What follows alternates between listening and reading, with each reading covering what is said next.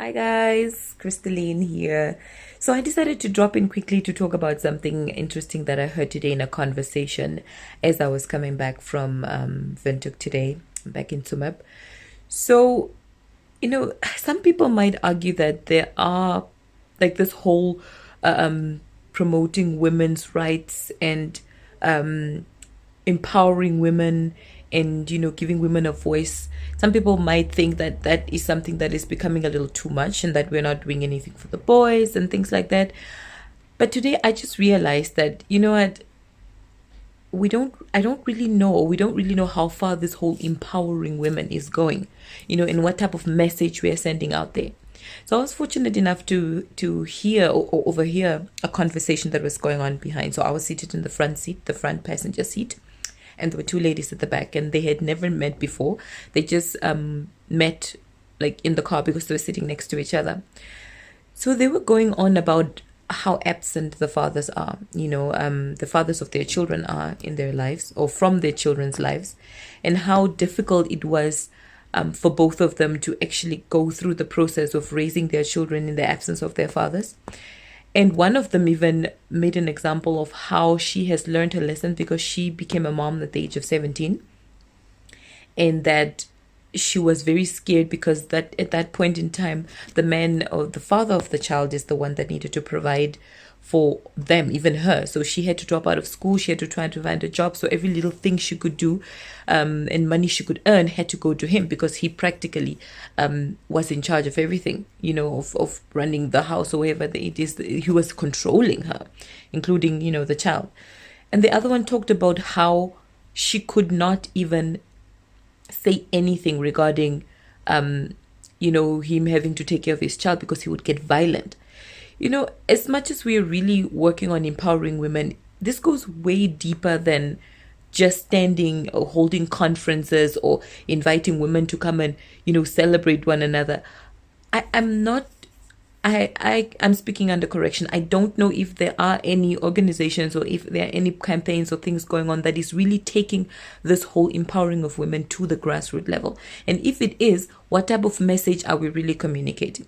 Because one of the ladies, as much as she said, the one who had gotten a child at a very young age, at 17, she said, as much as she struggled, she went through all of that, she feels she is never going to give her heart to any man. She's never going to stand for any man. So she has taken all this whole empowering women into a different direction, so much so that she feels she is never ever gonna allow any man to do anything for her.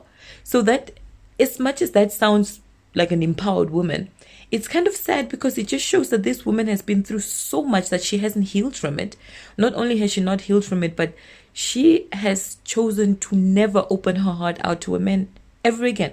And I know a lot of people say that there's always that one person that's made for everybody. We all have that one person that the Lord has created for us.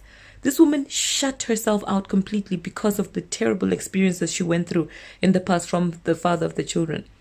And she emerged victorious, you can say, because he's not in their lives anymore. She decided to take the children away from the father, but she still has that bitterness, that hate. So I just personally feel, as much as we want to empower this woman, as much as we really want to share the stories, as much as we want to create this equal 50-50 type of situation for men and women, I feel we need to really go into allowing women to heal. It may take some time, because at the end of the day, you do not want to create a nation of women that are angry and very vengeful, that want to get back to the men who have treated them bad and, take revenge. We don't want to create a community like that. But I feel, judging from what I heard, maybe it's not advisable for me to make a conclusion from what I just heard today. But I just feel this is the type of message that the women at grassroots level are receiving.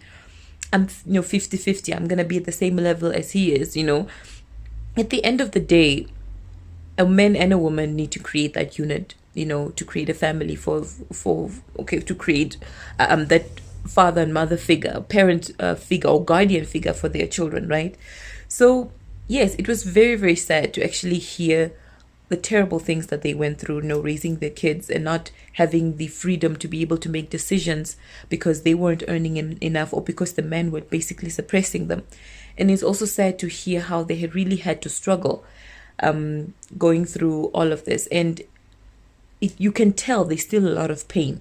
So maybe going forward, that's something we need to look at, look at really helping women to heal from this. I don't know how we are going to approach this yet, but I just feel we don't want to create a community of women that hates men. We don't want to do that. At the end of the day, we still need to coexist with them. And of course, we do need to venture into, programs or campaigns that also approach or that deal with things that men go through as well, to try to create a man that is also ready for this empowered woman. I actually came across that. I'm not sure if it's something I read or it's something that I heard on TV. Creating men that are ready mentally, physically for this empowered woman that we are creating.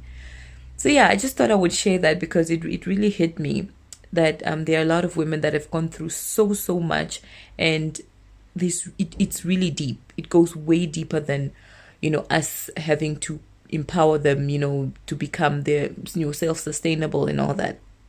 So yeah, I don't know if this is an idea that you think could work. Then maybe you could share in the comments to see what other ways can we actually use to empower this women and create a nation where we can coexist with men in peace, instead of really getting people that want to bite each other's heads off. So yeah, tell me what you think in the comments, and yeah, we'll take it from there. Thanks for watching.